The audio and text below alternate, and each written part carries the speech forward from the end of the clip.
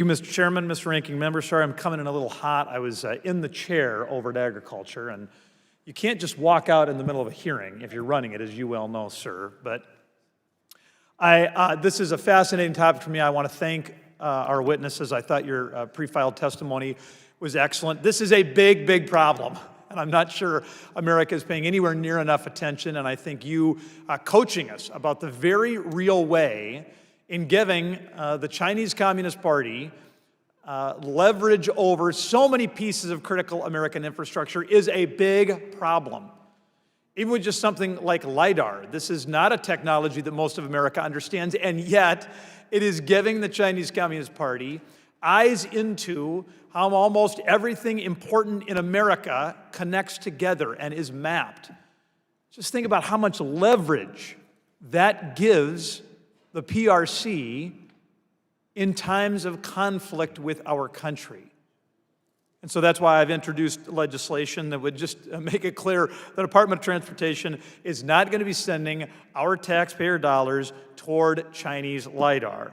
I want to start with you, ma'am. I want to thank FDD Action for endorsing my bill. I think that is helpful rocket fuel to make sure that we continue to build momentum. Talk a little bit more about the legislation. Are we headed in the right direction? I think we are headed in the right direction, and I appreciate that you see the value in raising the temperature around all of this.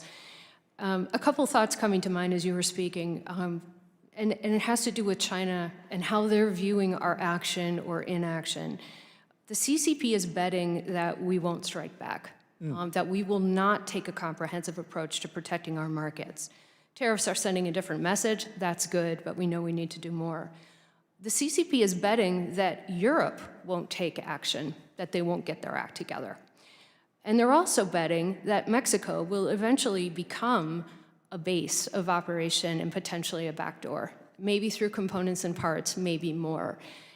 So we really need to do a better job of conveying what it is that our economic adversary thinks we're capable of and not capable of, and what our counter to that needs to be, what our strategy needs to be. So I think anything that we can do to both highlight these risks and point out where there are opportunities to move away from Chinese technology, to move away from ownership structures that are too onerous and give control to the wrong people, and coordinated use of import and tariff type barriers.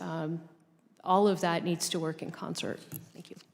So let's get a little bit more specific. You talked about the need for a comprehensive approach. So of course, pass Dusty's bill, that's great. So many people on this committee have been supportive of that, and I'm grateful. But what else? I mean, you talked in generalities there a little bit at the end. Are there particular pieces of legislation or particular tactical moves that this committee should be focused on right now? Yeah. So we've talked a little bit about the importance of the connected vehicle rule, which I think all of us agree needs to be enforced and codified.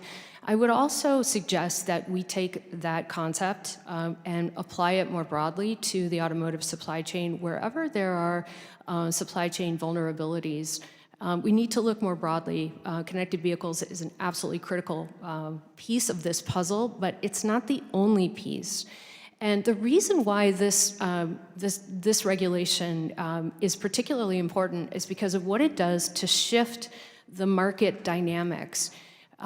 For example, companies that might think twice about Chinese ownership or might look to divest of Chinese ownership in order to meet the requirements of the connected vehicle rule.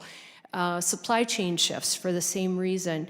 We need to use the regulatory framework to incentivize the market shifts, because ultimately these supply chains are owned by the private sector and they make decisions based on a business case.